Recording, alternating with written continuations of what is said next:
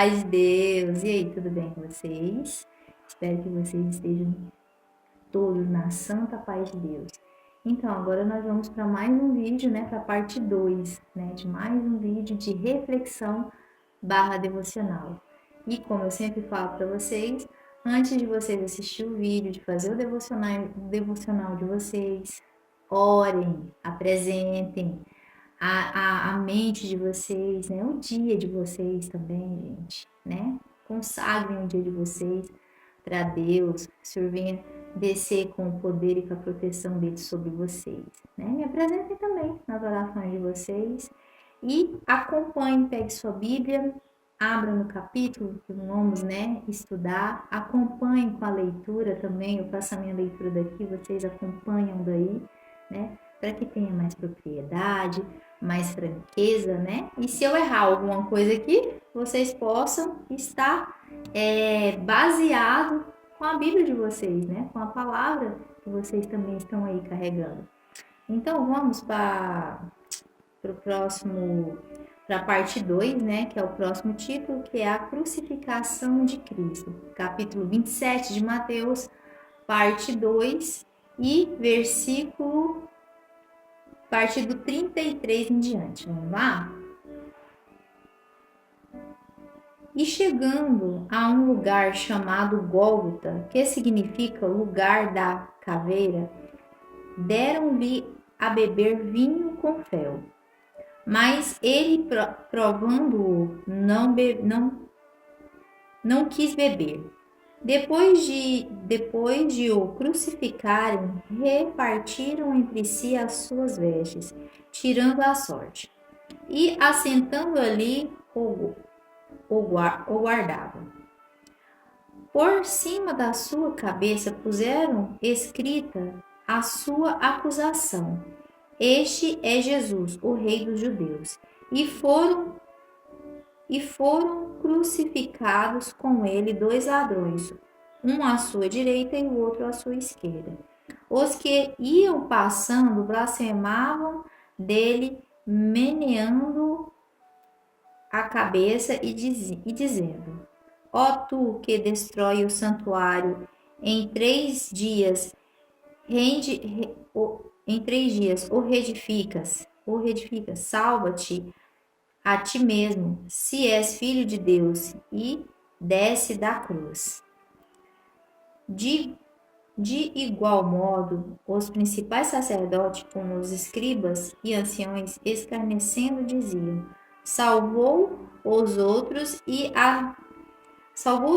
a si mesmo não pode salvar-se. É o Rei de Israel. Desça da cruz e creremos nele. Confiou em Deus, pois venha livrá-lo agora, se de fato lhe quer bem. Porque disse: sou filho de Deus. E os mesmo impropérios lhe diziam também os ladrões que haviam sido crucificados com ele. Então, levaram Jesus para o Gólgota, né? Que é o Monte da Caveira, o lugar da caveira. Deram para ele vinho com fel, porém ele não quis, porque era um vinho que meio que entorpecia a pessoa para que ela sentisse menos dor, né? E no caso deles, sofresse menos. Como não, né? Uma situação dessa, como achar que, né, seria algo de misericórdia para com o condenado? Então, assim, Jesus, ele não quis, o Senhor Jesus, ele não quis tomar dessa bebida. Ele preferiu sentir tudo em sã, estando são, sem estar drogado, sem estar entorpecido, né, dopado. Ele queria estar com a sua consciência limpa e ativa, sem interferência de algo que pudesse manipular a sua mente, pudesse desviar os seus pensamentos, né? No caso, o álcool, né? É o que acontece quando bebe demais, quando se embriaga.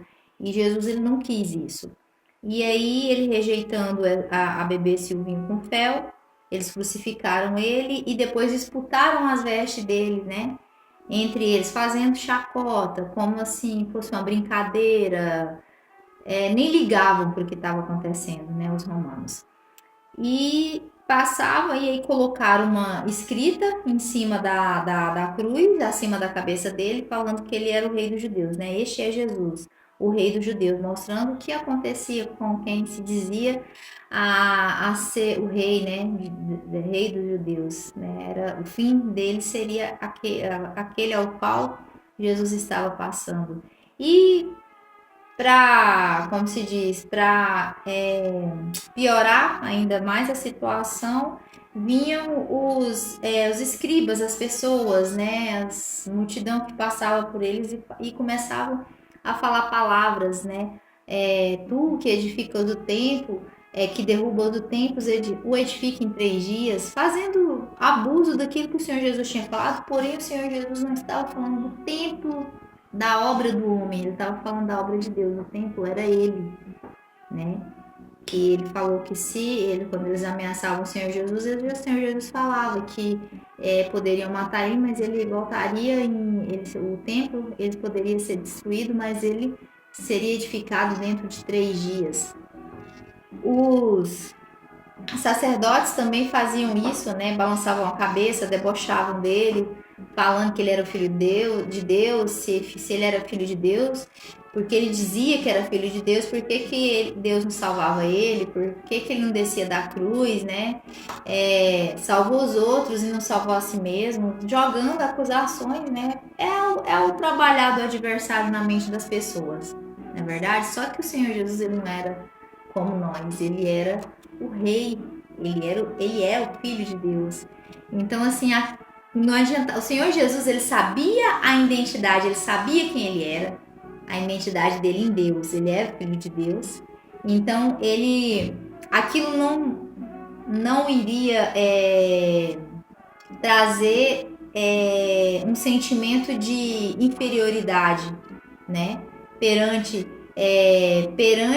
ao que o Senhor Deus era para ele, de quem ele era para Deus. Né? Então eles tentavam fazer essa manipulação mental nele para entristecer ele, achando que estava derrotado, né? Que tinha derrotado o Senhor, mas não.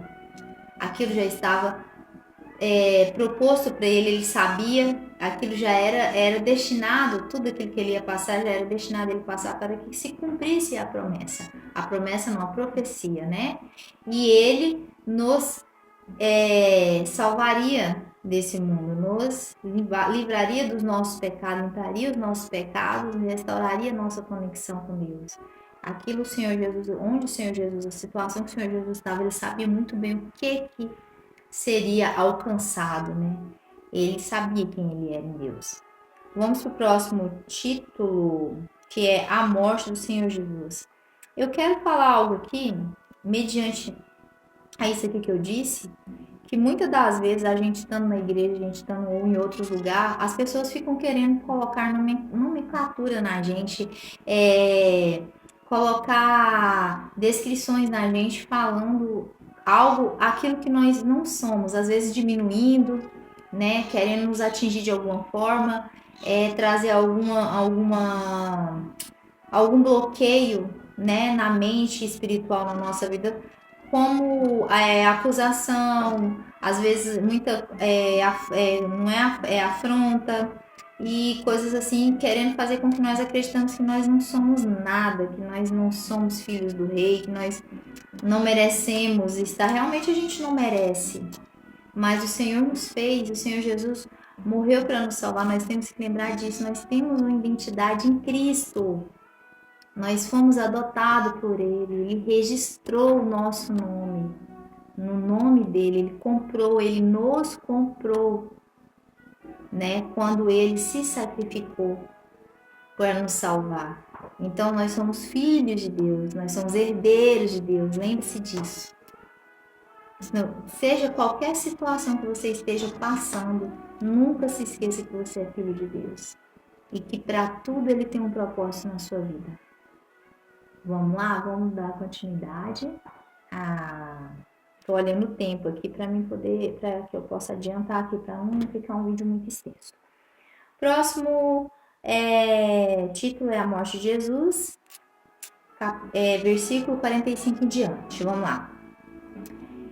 Desde a hora sexta até a hora nona, houve trevas sobre a terra.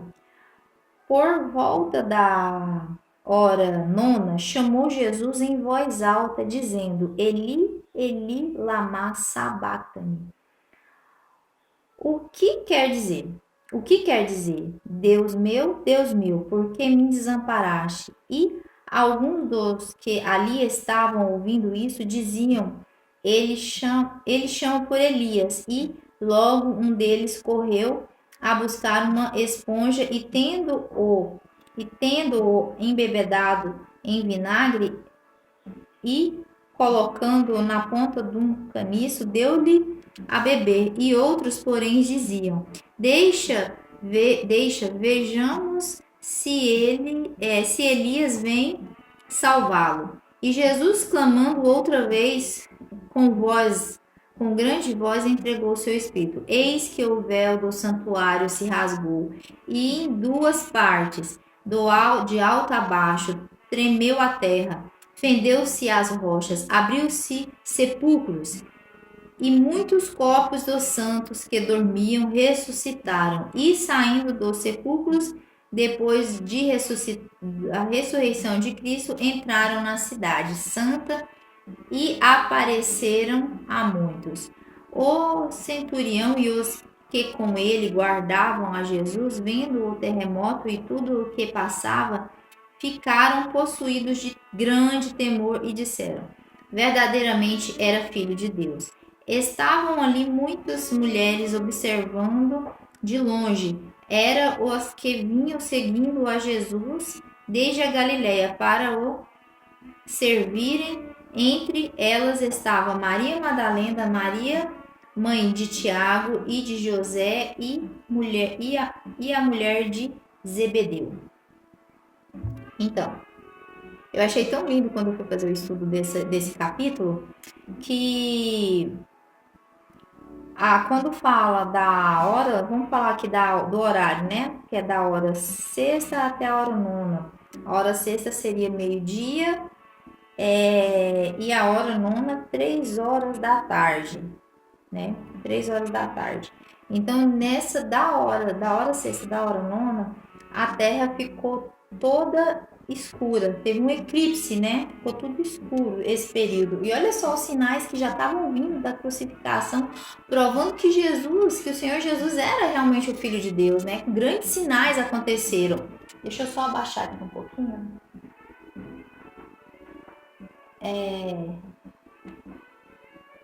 Grandes sinais assim que o Senhor Jesus era o Filho de Deus.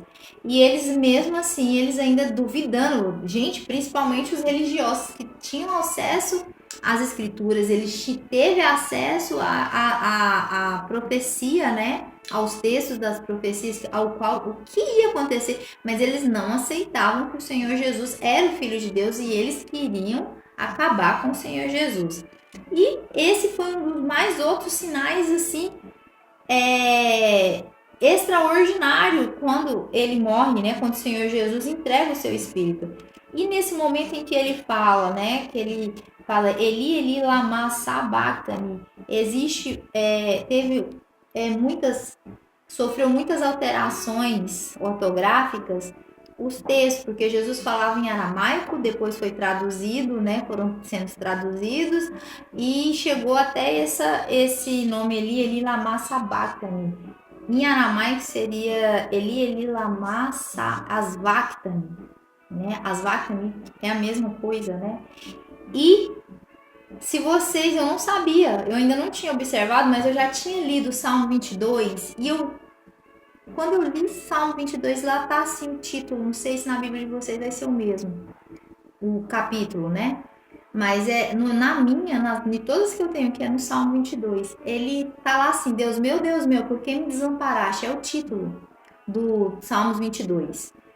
E assim, eu já tinha lido, mas quando eu fui fazer o estudo, aí eu descobri assim, aprendendo, né, a gente estudando, falam que Jesus nesse momento ele estava citando essa parte da Bíblia, né? Esse capítulo, né? De Davi, né? Do Salmo de Davi, pois Davi tinha sido profeta, ele acabou sendo um profeta. Deus revelava para ele, né? O que estava por vir. É assim, é impressionante. Então Davi ele escreve esses salmos e ele fala tudo, só que ele fala em primeira pessoa, né?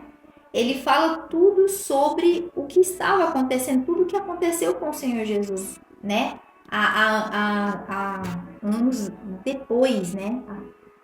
E assim, é impressionante como que eles conhecendo, ele sendo um povo que conhecia bem as escrituras. Para começar também, eu não sabia que os Salmos ele era como se fosse um inário, né? Um livro de cânticos, de cantar, né? De músicas, de louvores, tanto que lá eles falam, Davi coloca para ser cantado com tal canção, né? Que era com tal melodia. Então, assim, eu achei assim, é muito. Como você fala, para mim foi uma descoberta magnífica, esplêndida, né? Saber isso. E eu corri lá e fui ler Salmos 22 de novo, né? E realmente é tudo isso aqui que a gente está estudando aqui nesse capítulo, né?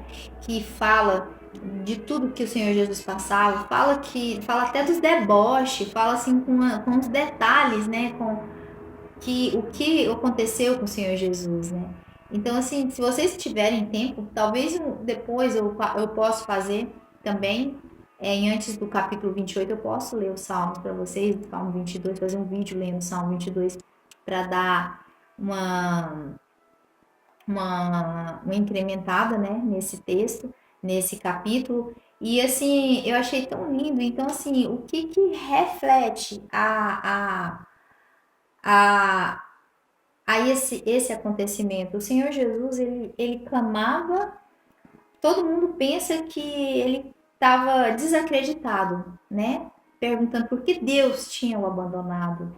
Mas quando você lê o Salmo 22, você vê que ele conta tudo aquilo que o descendente de Davi ia passar, né? Porque o Davi usa em primeira pessoa, mas Davi não passou por aquilo ao qual ele estava falando. Davi estava profetizando o que um descendente dele ia passar. E ele não é uma coisa que assim de desespero e de, como é que fala?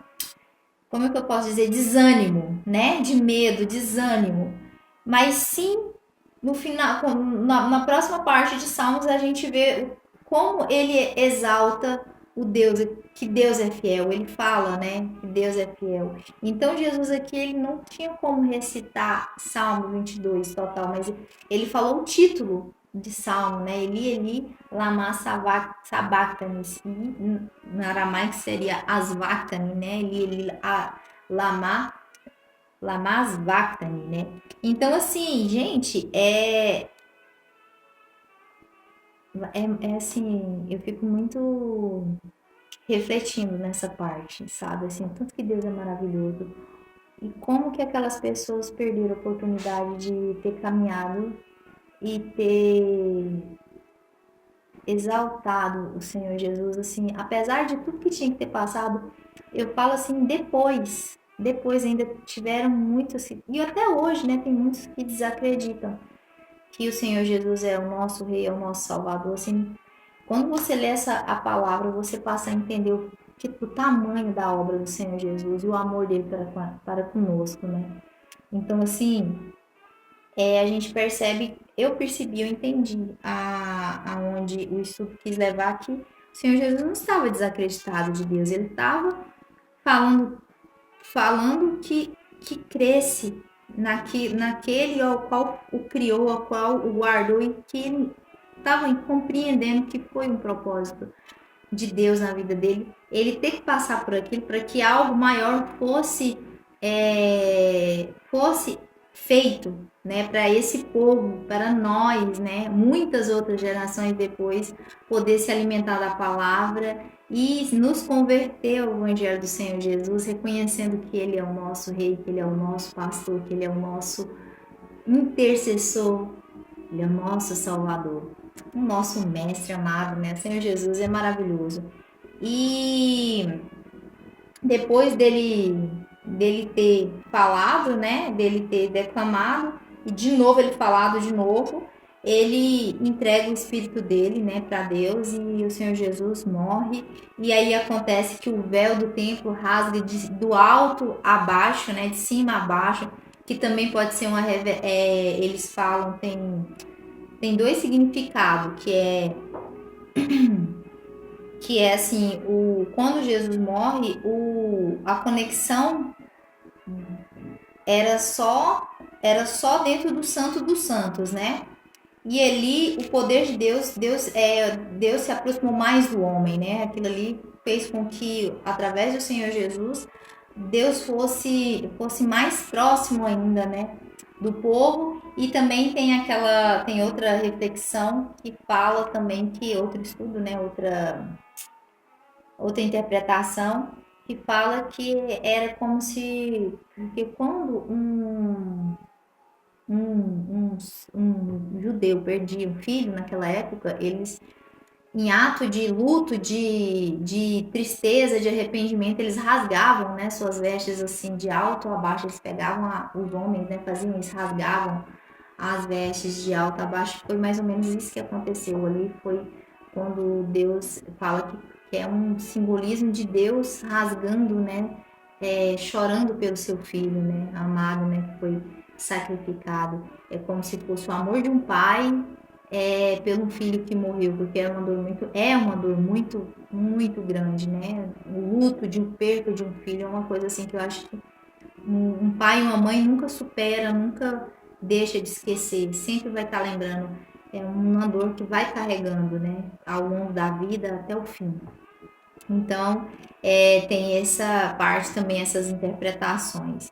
E aí, o que aconteceu? Aconteceu que rochas se fenderam, teve um terremoto, sepulcros se abriram e os santos que estavam dormindo ressuscitaram, né? Voltaram e entraram na cidade. E os soldados vendo aquilo, eles assustaram muito e ficaram muito temerosos, né? E ficaram desesperados e caíram no chão, né? Com grande temor. E aí eles olharam e viram e falaram, né? Verdadeiramente este era filho de Deus. Porém eles não entendiam. Ele era filho de Deus, de Deus no caso, mas não reconheciam Jesus como como se fala, algo mais sagrado, porque eles acreditavam em deuses, né?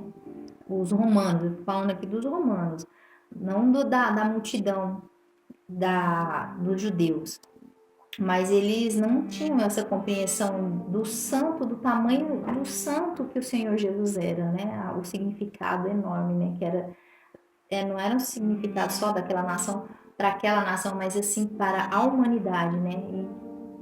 E o Evangelho do Senhor Jesus, a trajetória do Senhor Jesus se estenderia há muitas gerações, séculos e séculos depois está sendo contada essa história. Nós estamos aqui, né, nos alimentando desse testemunho maravilhoso que é do Senhor Jesus. E aí fala das mulheres, né, que estavam acompanhando, né, que observavam, né, ficaram lá até o final, que era a Maria Madalena, Maria, mãe de Tiago e de José, e a mulher de Zebedeu. Vamos para o próximo título, que é o sepulcro de Jesus, que é do versículo 57 em diante.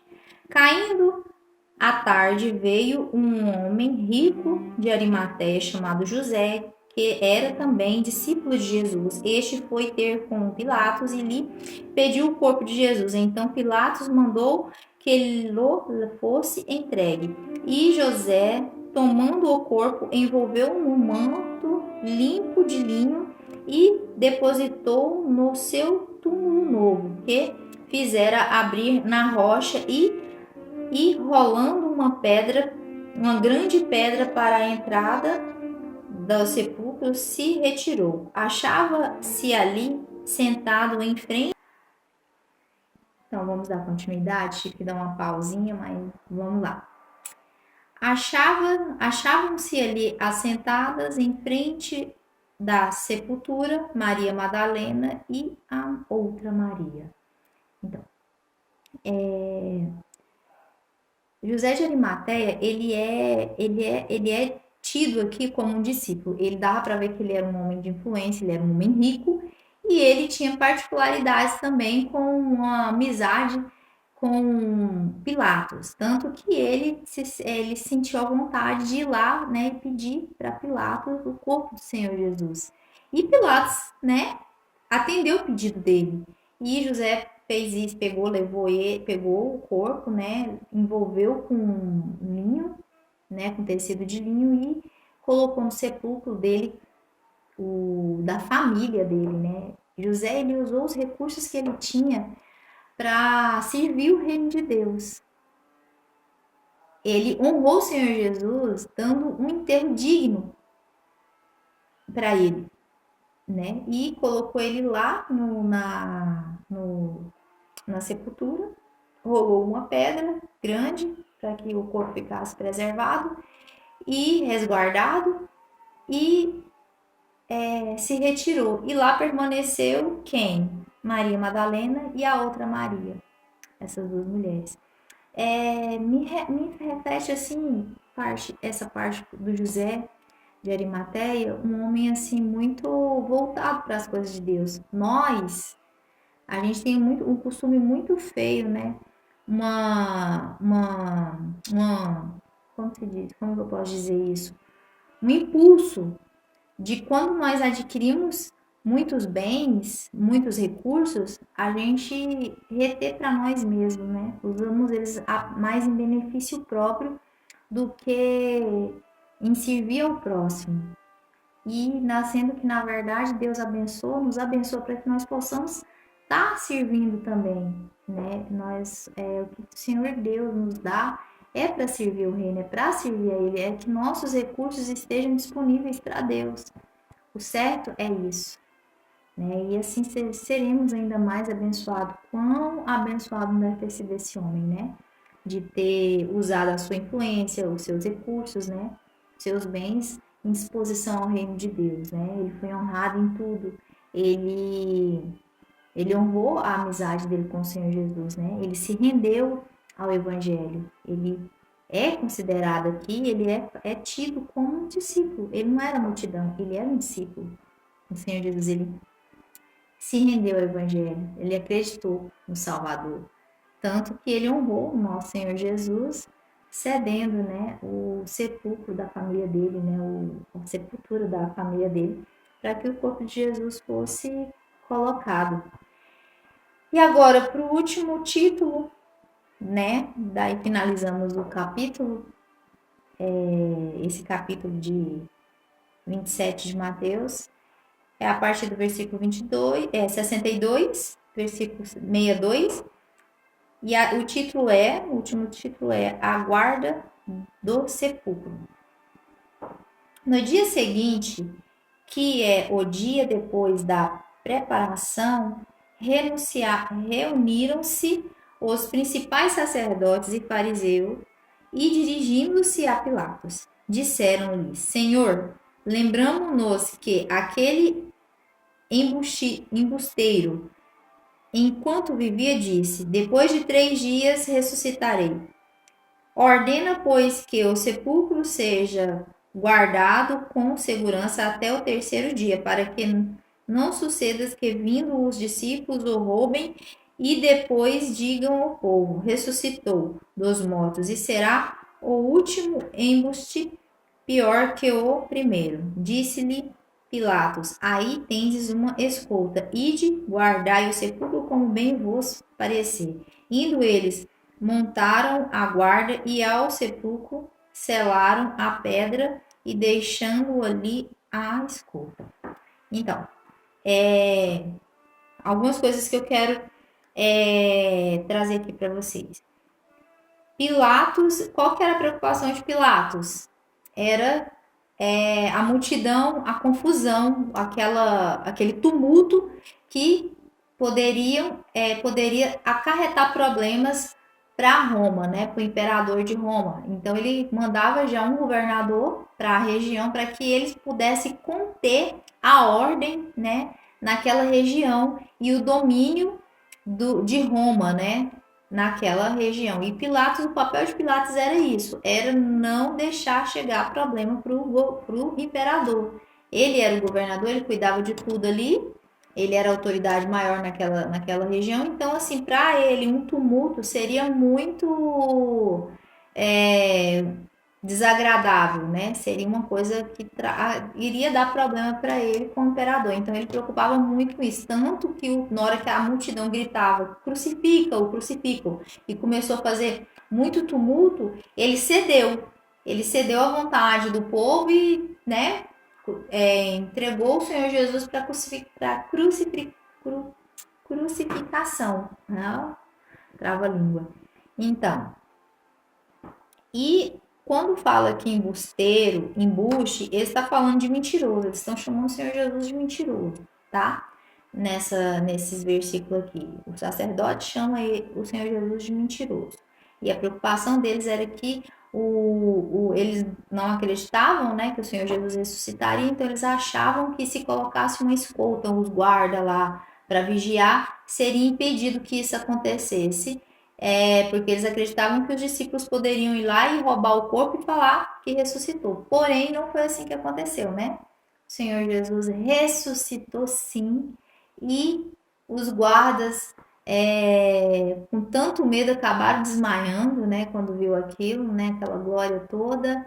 Então, assim, para o próximo capítulo 28. Eu não vou dar muito spoiler, não. Deixa para o próximo capítulo 28, que vocês vão entender mais e melhor sobre essa trajetória maravilhosa, essa história, esse milagre, né, esse movimento que o Senhor Jesus fez, né, da ressurreição do Filho de Deus. E Pilatos manda, né, ficar lá, os guardas permitem, né, que os guardas, aquela escolta, fica lá para guardar o corpo, né, do Senhor Jesus. E finaliza aqui essa parte do capítulo 27.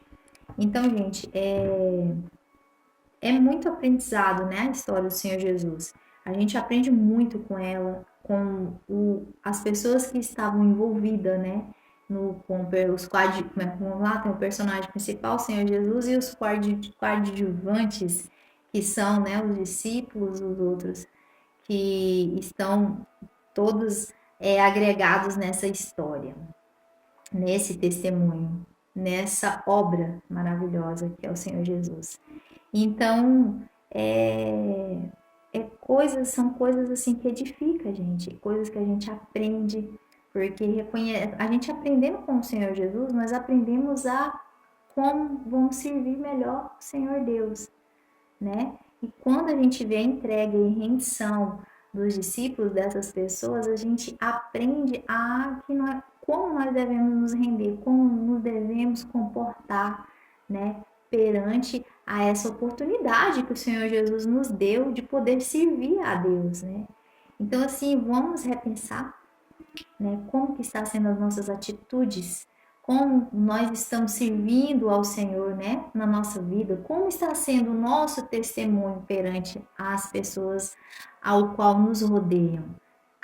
Dentro de casa, né? Já começa dentro de casa, né? Como que está sendo o nosso comportamento? Como que está sendo as nossas atitudes para com os nossos próximos, com os nossos familiares? O nosso testemunho já começa a ser gerado dentro da casa da gente. Começa a ser gerado dentro da casa da gente. A obra começa dentro da nossa casa. Como que eles veem você? Vamos parar para pensar nisso? Acontecem muitas coisas nas nossas vidas, ao qual assim eu fico observando meus filhos. Como eles enxergam, como eles enxergam a mãe e o pai deles. E às vezes existem momentos assim na nossa vida que eu vejo eles falar da gente, e são nos momentos mais difíceis que a gente está passando, a forma que eles falam da gente. É tão lindo, eu acho tão assim gratificante, porque é algo assim que me deixa muito feliz de entender. Assim, por mais que a gente, às vezes, a gente tem os nossos desentendimentos, eu e meus filhos, né? Eu também, eu e meu esposo também, porque não é só rosas, né? A vida da gente não é só um mar de flores, mas a gente passa dificuldades e a gente às vezes tem alguns confrontos, né?